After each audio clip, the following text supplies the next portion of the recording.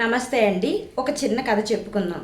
కథ చెప్పుకునే ముందు ఫ్రెండ్స్, నా కథ నచ్చినట్టయితే లైక్ చేయండి, షేర్ చేయండి, సబ్స్క్రైబ్ చేయండి ఫ్రెండ్స్. ఓకే, కథలోకి వెళ్ళిపోదాం. మనం ఏంటంటే ఎప్పుడైనా సరే మనకు ఒక గురువు ఉన్నాడంటే అతను ఎప్పుడైనా సరే మన సన్మార్గంలోనే నడిపిస్తాడు. ప్రతి మనిషికి మన జీవితంలో చిన్నప్పటి నుంచి చదువుకున్నప్పటి నుంచి అయినా, లేదంటే మనం ఎదిగిన తర్వాత అయినా ఒక గురువు అనేవాడు మనం నడిపిస్తూ ఉంటాడు. దేవుడే ఆ గురువు రూపంలో వచ్చి మనల్ని నడిపిస్తూ ఉంటాడు. అతను మనకి సన్మార్గాన్నే చూపిస్తాడు. మనకి మంచి మార్గంలోకి వెళ్ళే మార్గాన్నే మనకి చూపిస్తాడు ఆ గురువు. అలాంటిదేనండి ఈ కథ. అయితే ఒక శిష్యుడు ఒక గురువుగారు పలానా చోటుకి కోయివాళ్ళ చేటుకి దగ్గరికి నువ్వు వెళ్ళి నువ్వు ధ్యానం చేసుకుంటూ ఉండు అని చెప్పేసి ఒక గురువు ఒక శిష్యుడిని పంపించాడట.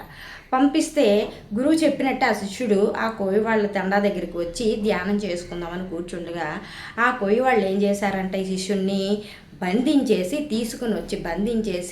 వెదురు బొంగులతోటి కర్రలతోటి ఒక చిన్న పంజరం లాంటిది తయారు చేసి ఈ శిష్యుడిని అందులో బంధించేసి కేవలం ఇలా కాళ్ళు ముడుచుకొని కూర్చోవడానికి, ఇలా కాళ్ళు ముడుచుకునే పడుకోవడానికి ఉండేలాగా అతనికి ఒక పంజరాన్ని నిర్మించి అలా 28 రోజులు బంధించి ఉంచేశారట.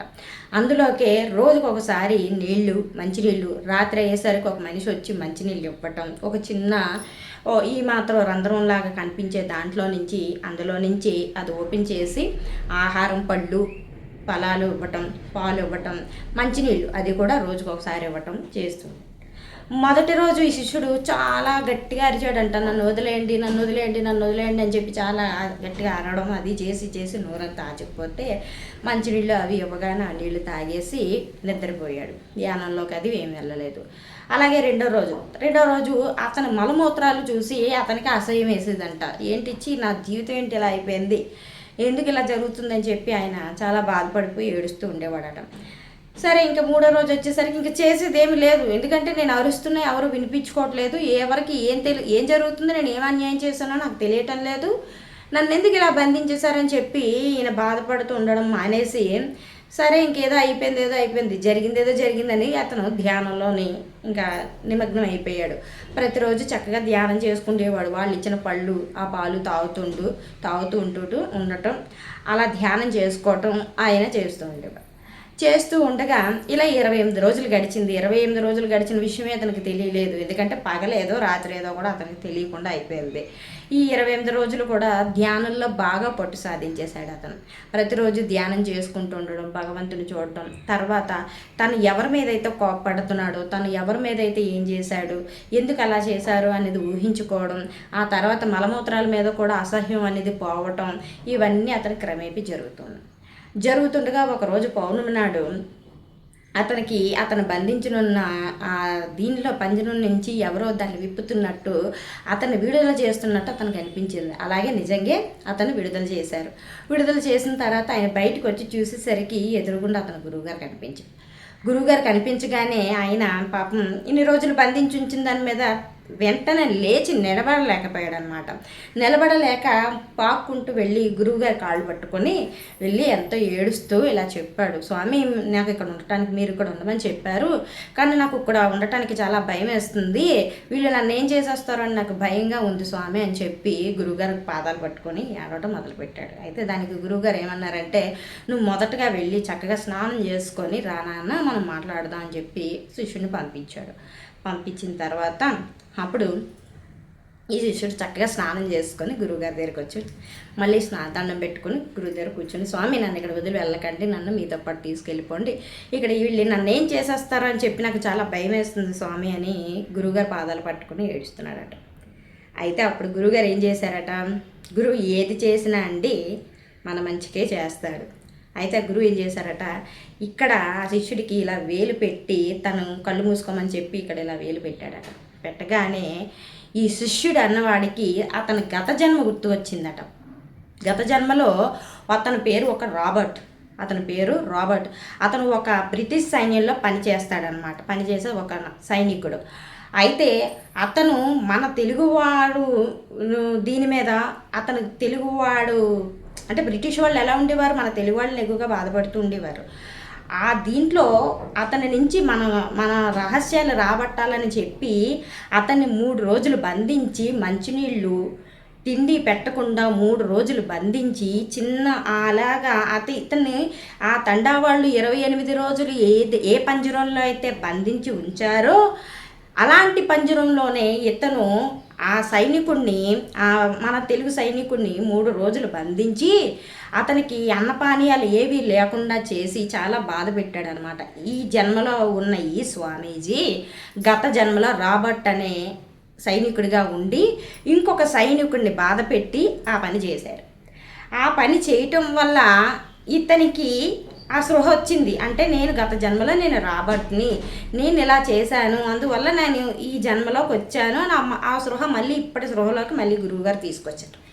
తీసుకొచ్చిన తర్వాత అప్పుడు ఈ శిష్యుడు అడిగాడంట, అవును స్వామి, నేను ఆ జన్మలో నా రాబర్ట్ నా పేరు, నేను అలా చేశాను, కానీ స్వామి నేను నా ఉద్యోగరీత్యా నేను చేశాను, నా ఉద్యోగరీత్యా అది నేను చేశాను, నా స్వార్థం కోసం చేసినది కాదు స్వామి అది. కానీ ఎందుకు నా ఉద్యోగరీత్యగా చేసిన దానికి నాకు ఎందుకు శిక్ష వేశారు? నాకు 28 రోజులు నన్నెందుకు బంధించారు? దాని నిమిత్తం నేను అతను చేసింది 3 రోజులే, అది కూడా నా ఉద్యోగరీత్యా నేను చేసిన దానికి కూడా నాకు శిక్ష పడుతుందా స్వామి అని గురువుగారిని అడిగాడట. దానికి గురువు ఇలా సమాధానం చెప్పాడట, ఏంటంటే ఎప్పుడైనా సరే ఏదైనా సరే నువ్వు చేసే పని భగవదార్పణం కాలేనప్పుడు అది కర్మ కిందే లెక్క వస్తుంది. అది నాది, నా ఉద్యోగం, నా దేశం, నేను చెయ్యాలి అని నీ దృష్టిలో అది మంచి అని నీకు అనిపించవచ్చు, కానీ అది భగవదార్పణం నువ్వు చేయలేదు కాబట్టి అది నీకు కర్మ కింద అయ్యింది. ఆ కర్మ పెరుగుతూ పెరుగుతూ పెరుగుతూ ఎక్కువ అవుతూనే ఉంటుంది. ఏదైనా మనం ఒకరోజు చేశాను, ఒక రోజే చేశాను కదా, ఇది చిన్న తప్పే కదా అని నీకు అనిపించవచ్చు, కానీ అది పెరుగుతూ ఉంటుంది. కర్మ అనేది పెరుగుతూ ఉంటుంది, అది తరిగేది కాదు, చేసుకున్నది పెరుగుతూ ఉంటుంది. అలాగే నీ జీవితంలో కూడా కర్మ అనేది నీకు ఇన్ని రోజులకి నీ జన్మరీత్యా నీకు పెరిగిందే తప్పితే తరగలేదు. కానీ నువ్వు ఈ జన్మలో ముక్తి పొందాలనుకుంటున్నావు. ముక్తి పొందాలి అనుకున్నప్పుడు ఈ కర్మ బంధాలు నీకు అంటకూడదు. కాబట్టి నువ్వు ఇప్పుడు ఈ కర్మను తీసుకోకపోతే నువ్వు 52వ ఏటలో నువ్వు ఒక కేసులోని లేదంటే నీ మీద ఒక నేరం పడి నువ్వు జైలు శిక్ష కొన్ని సంవత్సరాలు, ఒక 3 ఏళ్ళు 4 ఏళ్ళు నువ్వు జైలు శిక్ష అనుభవించాల్సి ఉంది. అలా కాకుండా నీ కర్మబంధాన్ని నేను ఎలా తీసేశాను, మనం ఏ పని చేసినా ఏది చేసినా ఒక చెడైనా మంచైనా సరే ఈశ్వర నీదే భారం అమ్మ, లేదంటే అమ్మ నీదే భారం అని భగవదార్పణ చేయలేనిది ఏ కర్మ అయినా సరే నీకు చుట్టుకుంటుంది.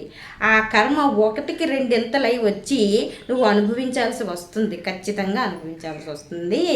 అందుకని ఏం చేసినా దీనికి నేను కేవలం నిమిత్త మాత్రుడిని, ఇదంతా భగవదేచ్ఛ, భగవదార్పణం జరగవలసింది ఆయన చూసుకుంటాడని భగవంతుడికి ఒక సంకల్పం చెప్పుకొని ఏ పనైనా చెయ్యు, అది నీకు కర్మగా అంటదు.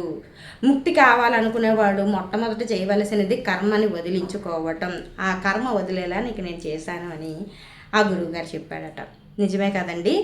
మనం చేసే పని ఏదైనా సరే, అది చెడైనా సరే, ఒక దొంగ చెడే చేశాడు అనుకోండి, కానీ అది వాడికి తప్పని పరిస్థితి అయినప్పుడు చెడే చేశాను స్వామి, నాకు తెలియక చేశాను, మంచే చేశానో చెడే చేశానో నాకైతే తెలియదు స్వామి, తెలియదయ్యా, నాకైతే తెలియని విషయంలో నేను నీ శరణు కోరుతున్నాను తప్పితే నాకు ఇంకేమీ తెలియదు, నేను అన్యుడిని, నాకేమీ తెలియదు, నీవే శరణం అని ఆ శరణం ఆ భగవంతుడికి మనం అర్పించి పని చేసినప్పుడు, భగవదార్పణం ఆ పనిని చేసేసినప్పుడు కర్మ అనేది మన బాధ పెట్టదు. లేదు అనుకుని మనమే ఆ పని చేసేసుకుంటున్నాం, ఇది నాది, ఇది నేను ఆనందం కోసం చేస్తున్నాను, ఇది నా వాళ్ళ కోసం నేను చేస్తున్నానని నాది అని నువ్వు అంటించుకున్నప్పుడు కర్మ 1కి 2 ఖచ్చితంగా వచ్చి మనల్ని బాధ పెడుతుంది, లేదంటే సంతోషపెడుతుంది. మనం ఇచ్చే సంతోషమైనా 1కి 2 మనకు వస్తుంది, మనం పెట్టే బాధ అయినా 1కి 4 మనకు వచ్చే తీరుతుంది.